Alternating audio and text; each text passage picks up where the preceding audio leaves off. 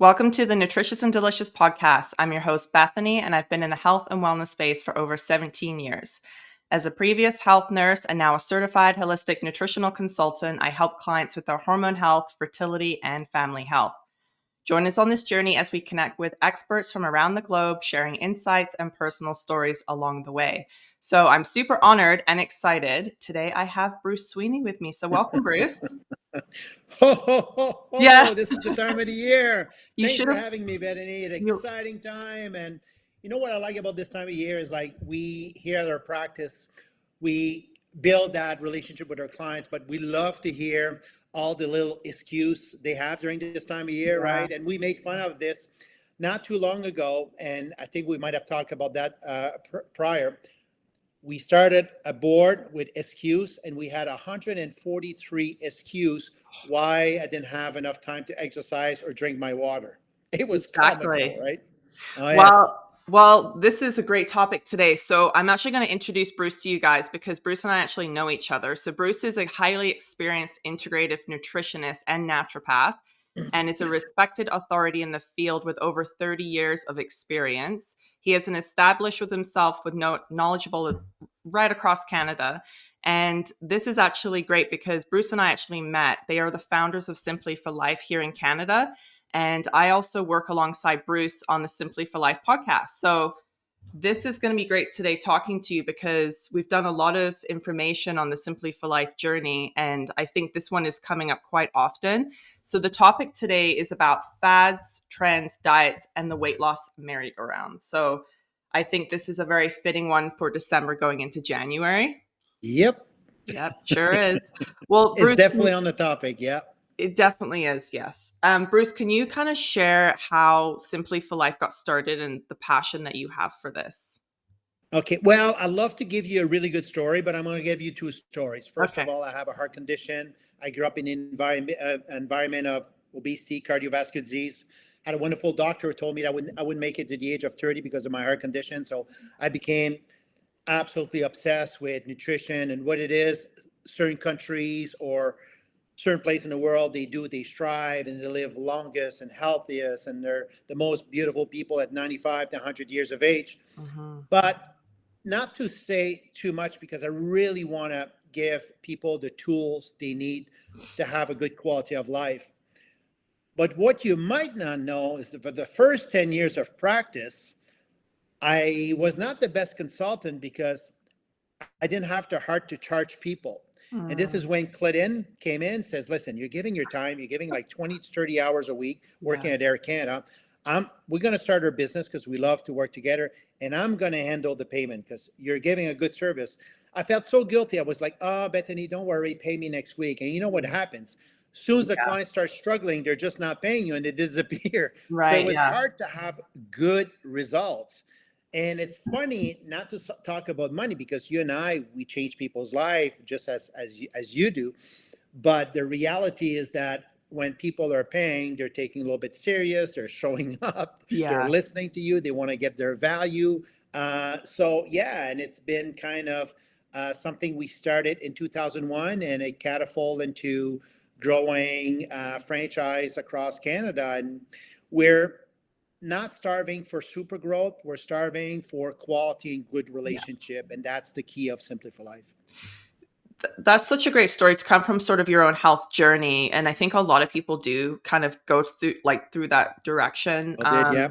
Yeah. And it's quite common that you mentioned about sort of the not charging for your services. That is quite common in the health like industry. I think because you feel like you want to help people, you don't want to Yep, ask for anything in return. But as we all know, we kind of have to have skin in the game in order to kind of get the results 100%. that we want. So today's questions really we're going to kind of dive into sort of that time frame of what is out there, trends, diets, weight loss. Like people usually have this notion going in with sort of an all or nothing thinking of Christmas, like I'm going to be, really bad, eat all my food that I want or drink all the food, or drink the drinks I'm going to drink.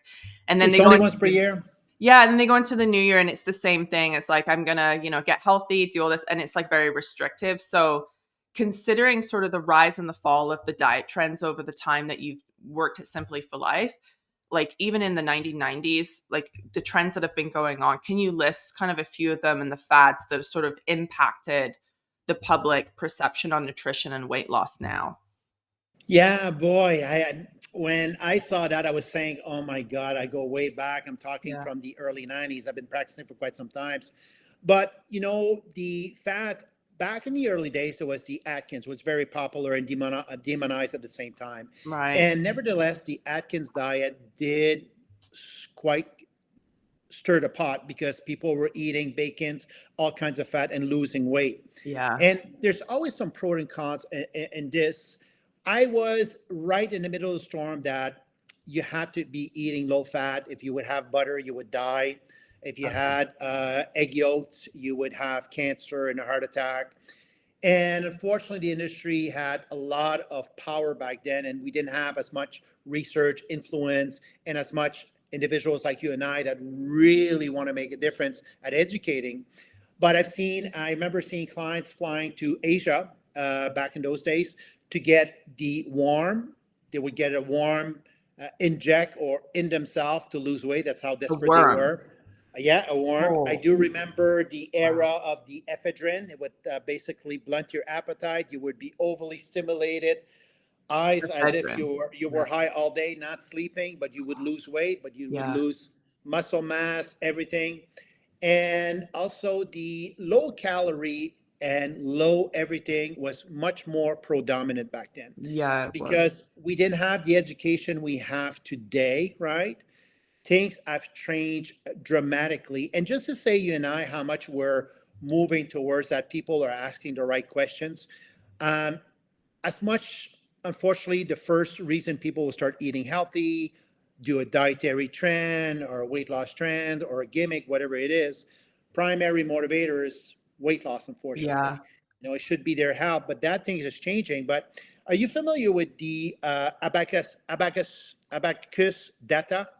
No, I haven't heard that. Okay. Well, I like it because I always go there and I'll send you the link after. Yeah. It's really cool to share with your clients, so forth, so on. And they did a latest survey in February and March this year on perception of what's healthy in the fitness, so forth, so on. Oh, And I got to name just a few to share with your audience, right? It's pretty amazing. So we're looking at the last 20 years. 20 years ago, these questions were asked, and how important is to get to 8 to 9 hours of sleep. Back then, it was 40% thought it was important. Now, we estimate that it's 66%. They see the value okay. of good sleep. Eating a mix of plants and animal protein, it used to be 61, it's now 84. Oh, okay. Cooking with olive oil, we used to think 35% of the population. Now, 61% of the population think it's healthy. Get this, eating a whole egg, 36% of the population used to think it was bad for you. Now 74, they want to eat the whole egg. So Mm-hmm. there's a lot of good things. Fitness, weightlifting, we used to believe 12% believe it was important. Now it's 26%. And the best one, butter. Mm, 15 years ago, 25% of the population thought it was healthy for you.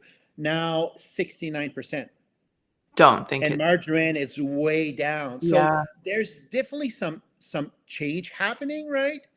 But as far as for trending, it seems there's a cycle: low carb, ketogenic, uh, low fat is kind of fading off.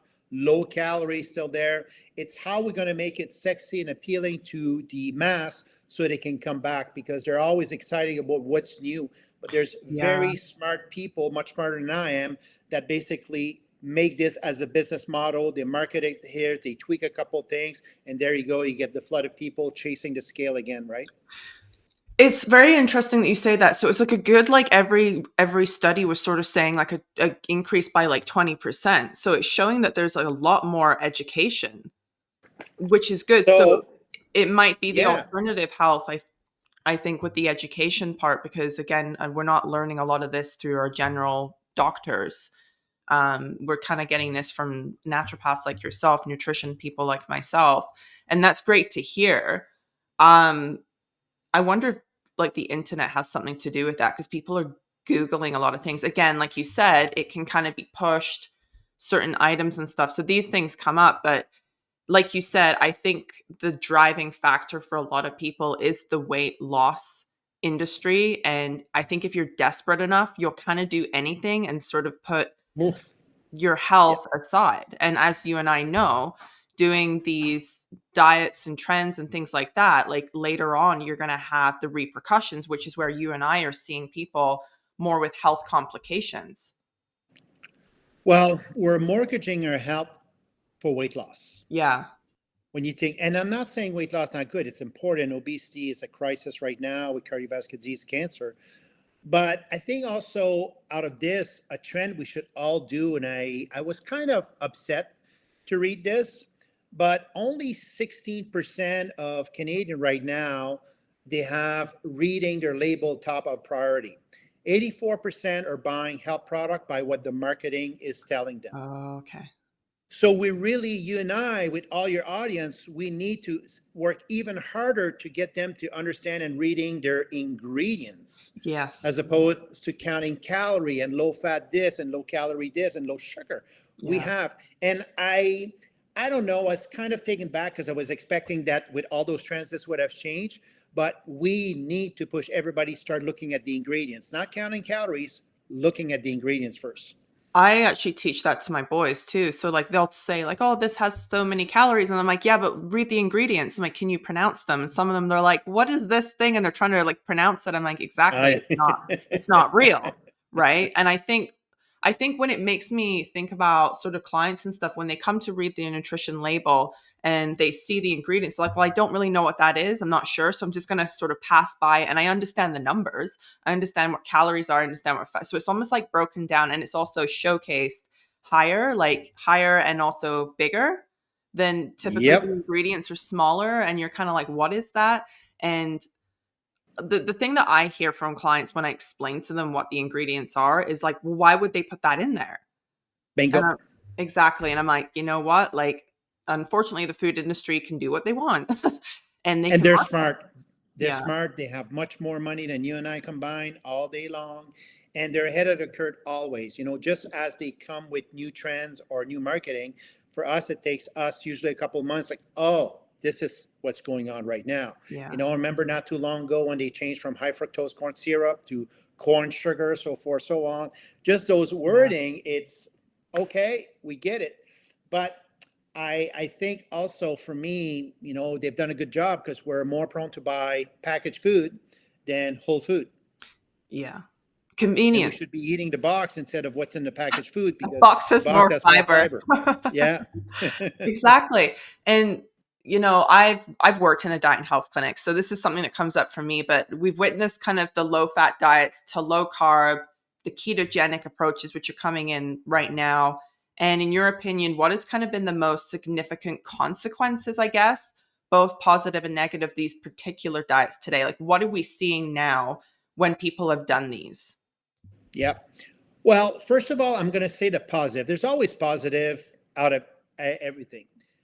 The ketogenic diet and low carb has got us to understand that, first of all, not all carbohydrates are created equal Hmm. and to have less fear of fats.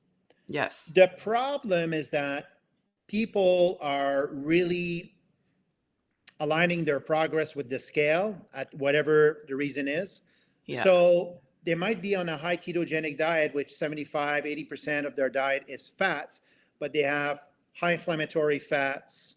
They're causing issue with their cortisol. I cannot express this enough. Right. Over time, it has effect on your thyroid. And because the industry has influencers that looks much better than I do, they're much more handsome than I am. So they might be doing this for 3 or 6 months. They're not saying if they're taking steroids, peptides, other supplements. Yeah. Maybe they've been exercising for 10 years. But as we're seeing that influencer, he looks good or she looks good, it Right. sells.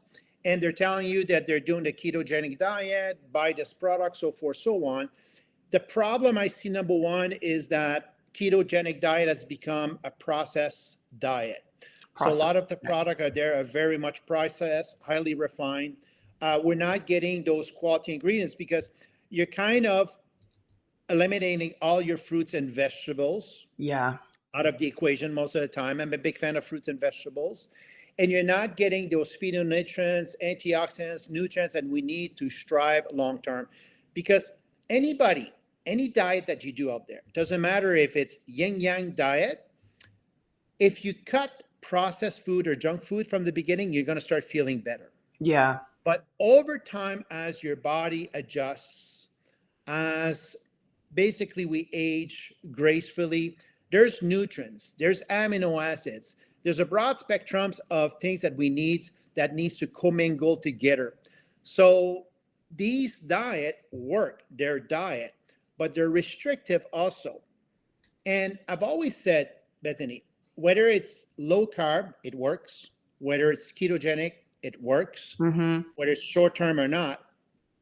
If I knew in the stock market that there was a stock called hunger, I would put all my money in there, and Yeah. Bill Gates would be mopping my floor because hunger always wins. Yeah. So when you're on low carb or keto, at beginning, it's all new, sexy. This is the best thing ever. Right. But over time, you will crave bread.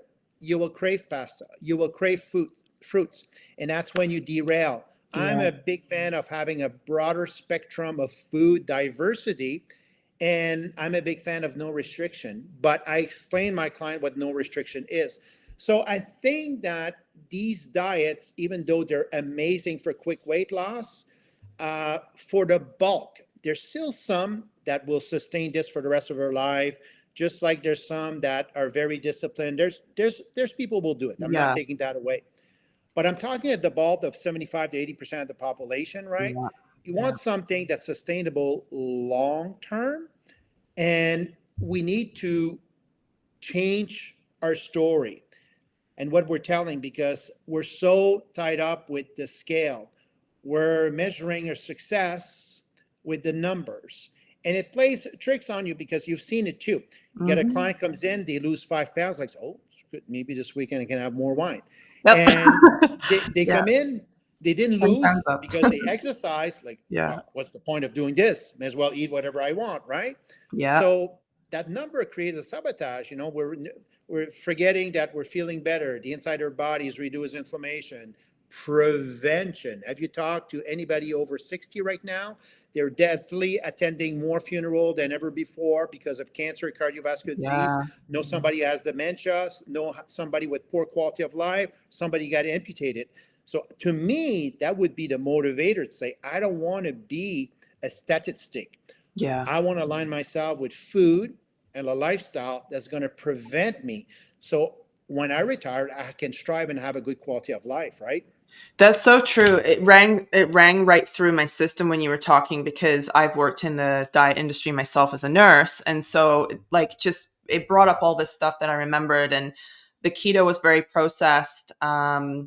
Again, it was really hard trying to tell people not to eat fruits and vegetables, yet I was supposed to tell them to eat processed box food. And they're asking me like, well, isn't this more, nutrient dense than this? And I said, yes, I agree. And what exactly you said, it will work, but I'm not saying it's like nutrient dense or anything like that. So what I noticed in that industry too is that it caused more binge eating. And actually the majority of people, it was like a good, I'd say 95% of people, which is the majority, did not or could not sustain something for that long a period of time. So I actually ended up seeing them the following year bigger than when they started. So it was actually detrimental to them. And like you said, they were very focused on what the scale said.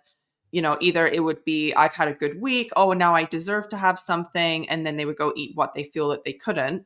Or they would be up in weight and then come back in and say like, well, what's the point? I might as well just eat whatever I want. So it kind of works both ways. And if you're focusing on the numbers, it's not a good thing, because I think you're just focusing on like basically how you're like what you look like and how you feel basically. And like you said, the health complications that people are undergoing now, from other things that they've been doing, like different foods, like trends, diets, all that kind of stuff. And it contributes to Alzheimer's, like cancers, things like that. That and you see it also because you see it in a way that not just the binge eating. Now there's the keto 2. Again, great for weight loss, quick weight loss. And for me, quick weight loss, if you lose weight 6 to 8 months and you lose 70 pounds, good for you. But in 2 years, are you able to keep it off, right? Yeah. But now the trend is that you can have one cheat day, eat whatever you want. And I was shocked because those cheat days has changed. It's not like it's like eat as much as you, and they go out of control. And Yeah. then, just like anything else, there's food that sets triggers, so forth, so on. Then they can't stop on Sunday, they can't stop on Monday. And Yeah. then I'm doing the ketogenic diet 3 days per week. But I want to make sure that everybody knows this. Whether you're doing keto or low carb or low fat, the fact that at least you're trying, you should tap yourself on the shoulder. Mm-hmm. Sooner or later, it's the great book of life. You might be doing keto, maybe you'll fall off, but at least if you had a taste of what it is to take off processed food, maybe the next chapter is come and see Bethany and we'll be saying, well, I did keto. What was I doing wrong? You're starting to ask the right questions. So there's nothing more magical than trying. Yeah. And doesn't matter what diet, because we're all influenced. Trying one of these days will work. What doesn't work is not trying at all. And yes, I would wish that you would try on whole food and really focusing on what's going on the inside, but what's going on at the outside, really to me, it's not as important, because you can look good from the outside and be able to pretend you're smiling and you're happy. But with mental health and gut health, I think that within the next 2 or 3 years, those stats I was giving you will be even further for people to start navigating a healthy lifestyle with whole food as opposed to Right. quick fix, because the gut microbiome is shaping up the future. We're still in infancy stage, but what we're learning every day on it, it's so important, and it has everything to do with health, everything.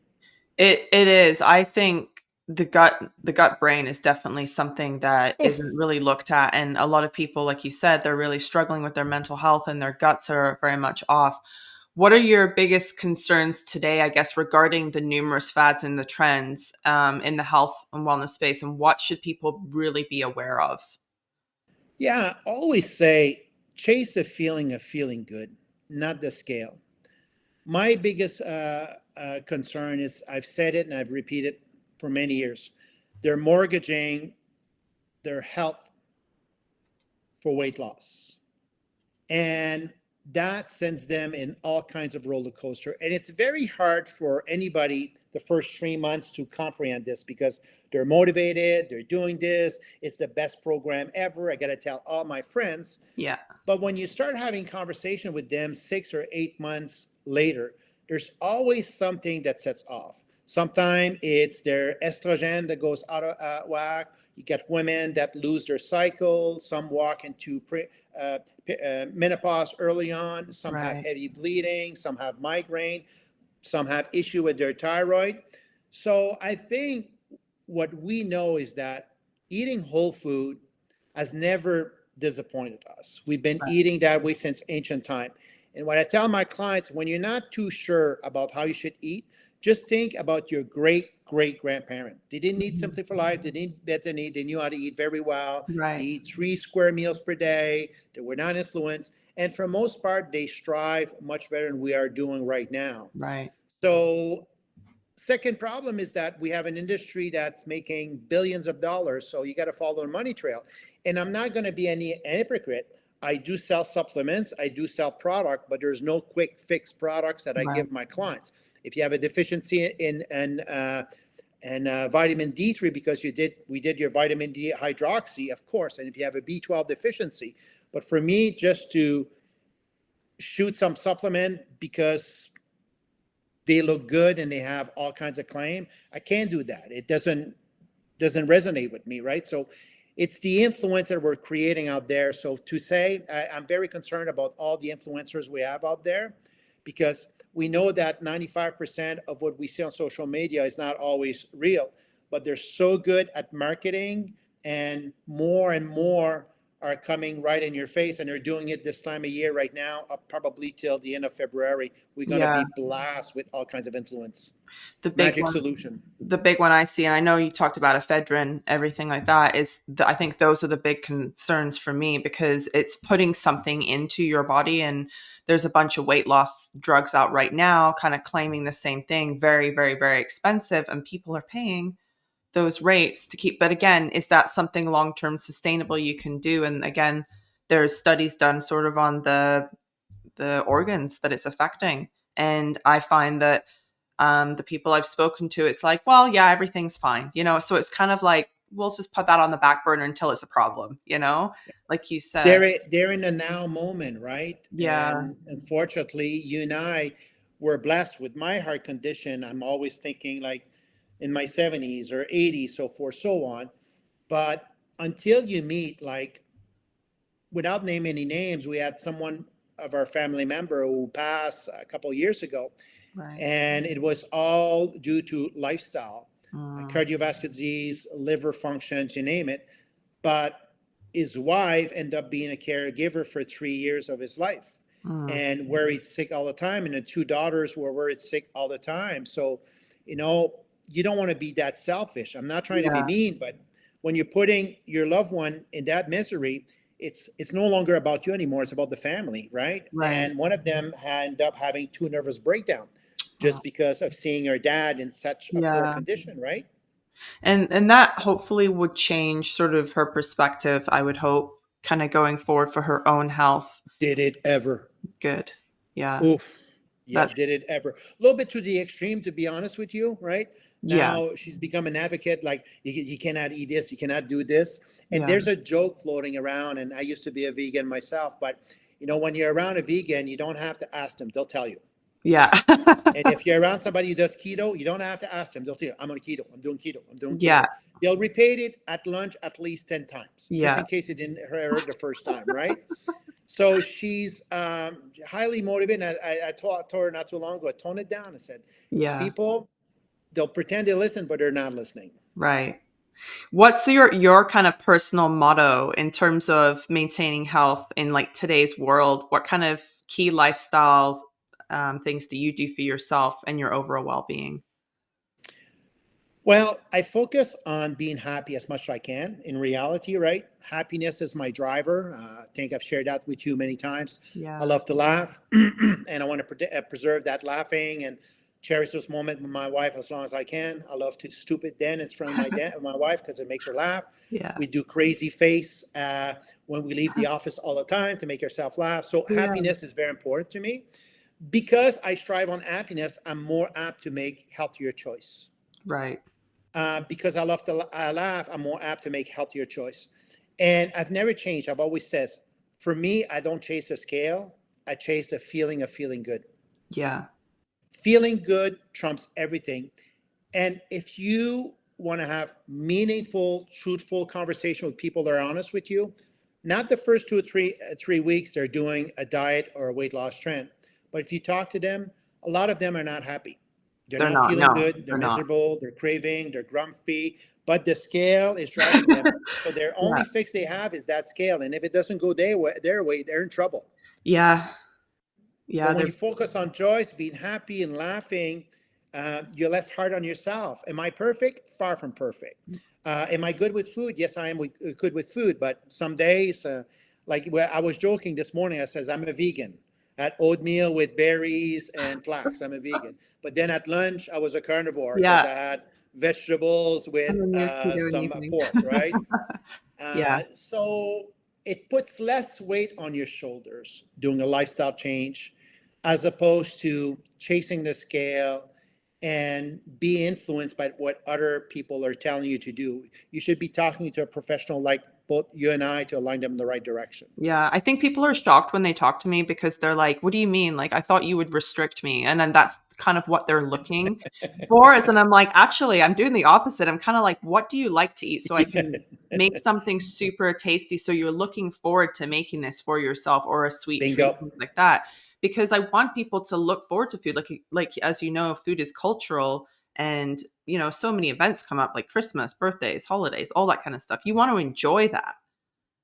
So for me, I'm a foodie. I love food, and I want people to enjoy the food that they're eating, not feel like you said, the happiness is only on the scale. So do you Well, have learning any? to do Go ahead. nutrition transitions, right? If you like Yeah. pizza, learn to do a healthier form. If you like Yeah. cheeseburger, make healthier form of cheeseburger. Home, we have garlic finger cheeseburgers, we have ribs, we have wings, but they're pastured wings. Clinton makes we make this beautiful garlic finger the other day with cheese, donair sauce. Donair sauce Ooh, would make with Greek I'm yogurt. hungry. Again, all Yeah. good ingredients. I'm not Yeah. complaining. Yeah. And let's just say I didn't weigh my food. I had a little bit more than usual. But for me, I like to share this with my clients because this is where I'm not perfect. But when I have a little bit extra of something, at least they're healthy ingredients. Yeah. It's real ingredients. It's not this fake stuff that you're No, buying no, as a product. 100%. Do you have any words of wisdoms for the listeners listening to going into the new year with thinking that they're going to start a strict diet? Believe it or not, if you surround yourself with people on, I'll say it out there, that are yo-yo dieting, you'll be influenced. Yeah. You need to start surrounding yourself with the right people. I cannot say enough, whether it's in business, whether it's in surrounding yourself people that are positive. Start surrounding yourself that people that you know that they've never been on a diet but they eat healthy. They will influence you in the right way. And if you cannot have this is not an upsell. Call Bethany. I need someone to be accountable, and make yourself accountable to someone for the Hmm. next 2 to 3 years. 3 months won't do it. It takes time to do a lifestyle change, and see it as the best investment you'll ever do on yourself. When you're going to diet, it's like, I want to lose this much from here to then. You've already failed. Hmm. When you're surrounding yourself that with the right people, your mind change, and you're doing these little tiny steps that at the end of the year ends up with a giant step. Because if you're just adding one new food per week, one new food, that's it. At the end of the year, it's 52 new food choice that you have. Right. You're on top of the game. Exactly. And a lot of it is accountability. A lot of people just Oh, want to feel that they can be accountable to someone other than the scale, right? Other than battling with that scale every day. So we think battle with that scale, you and I, to convince our clients, right? You get exactly. some clients, sometimes they go on the scale. As much you did the talk, you're nervous because the scale hasn't moved. Like, holy jeez, we talk about this for the last 2 weeks. How is he Yeah. going to take that today? Yeah. It's a lot of weight on us. Yeah, it is. Well, thank you so much for coming on the show today, Bruce. Where can our listeners find you online? Well, Bruce Sweeney, of course, but that's simplyforlife.com.